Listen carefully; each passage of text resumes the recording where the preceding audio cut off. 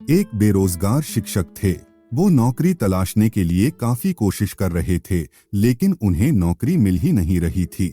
ये शिक्षक भगवान में बहुत आस्था रखते थे। अपने साथ कुछ अच्छा हो या बुरा वो सारी बातें भगवान से किया करते थे। कुछ अच्छा होता तो धन्यवाद देते और कुछ बुरा होता तो भगवान से शिकायत भी करते। उनका अभी स्ट्रगल का दौर चल रहा था तो वे भगवान से शिकायत करते रहते थे। कहते कि भगवान मुझे नौकरी क्यों नहीं दिलवाते हो, क्यों मुझे परेशान करते हो। थोड़े दिनों बाद ही शिक्षक को एक कस्बे में सरकारी नौकरी लगी। शिक्षक ने तुरंत भगवान को धन्यवाद दिया और उनका आभार माना।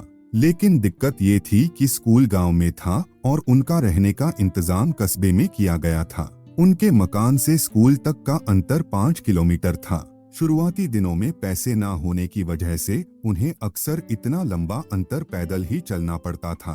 कभी कभी उन्हें रास्ते में कोई वाहन दिख जाता तो उससे लिफ्ट मांग लिया करते, लेकिन ऐसा बहुत कम होता था। शिक्षक ने तय किया कि सबसे पहले वो पैसा जमा करके एक मोटरसाइकिल लेंगे।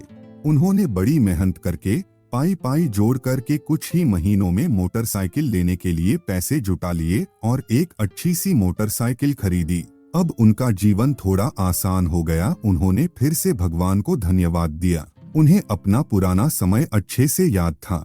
उन्हें इतनी दूर तक चलने की तकलीफ भी याद थी। इसलिए वो स्कूल आने के समय और वापस घर जाने के समय हमेशा किसी न किसी जरूरतमंद को अपनी मोटरसाइकिल पर बिठाकर लिफ्ट दिया करते थे। कभी किसी छोटे बच्चे को स्कूल छोड़ दिया, कभी किसी बूढ़े को लिफ्ट दे दी, तो कभी किसी किसान को शहर छोड़ दिया। इस तरह से शिक्षक आ रहे हों या जा रहे हों, कोई ना कोई उनके पीछे बैठा ही मिल जाता था। लोग उनकी बाइक को अब दूर से ही पहचानने लगे थे, क्योंकि हर कोई जानता था कि अगर उनकी बाइक आते दिख गई तो लिफ्ट जरूर मिल जाएगी। लोगों की मदद करके शिक्षक को भी बहुत अच्छा लगता था। एक दिन शिक्षक स्कूल खत्म करके अपने घर को जा रहे थे।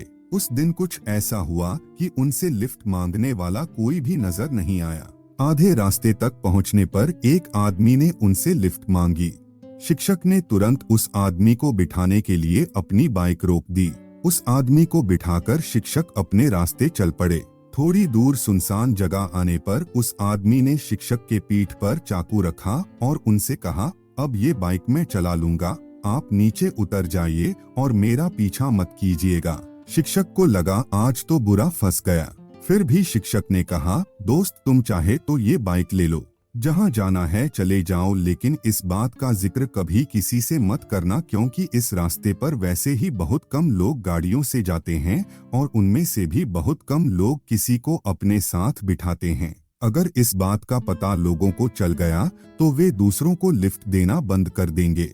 उन लोगों का एक दूसरे पर से भरोसा उठ जाएगा। मैं भी इस बात का जिक्र किसी से नहीं करूँगा। शिक्षक की बातें सुनकर एक बार तो उस लुटेरे का दिल भी पसीज गया, लेकिन फिर उसने सोचा कि मैं कहाँ इसकी बातों में आ रहा हूँ। उसने बाइक ली और वहाँ से चलता बना।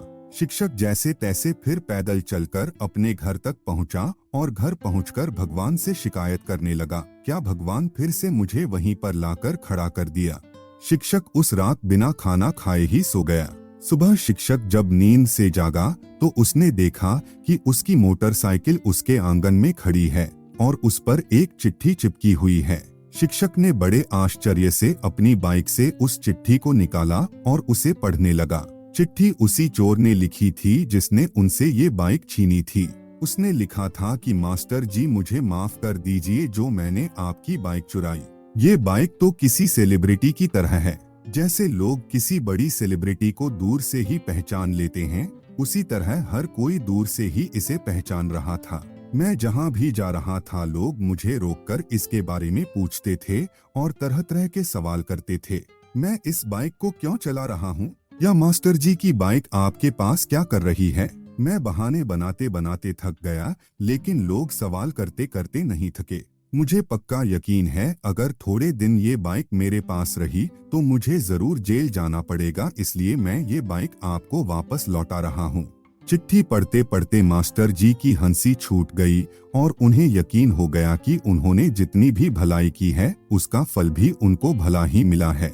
उन्होंने फिर से भगवान को धन्यवाद दिया और फिर से लोगों की मदद में लग गए। दोस्तों, ये कहानी हमें सिखाती है कि कर भला तो हो भला। दूसरों की मदद करेंगे तो भगवान भी आपकी मदद करेगा। दूसरों का भला करेंगे तो आपका बुरा कभी नहीं होगा।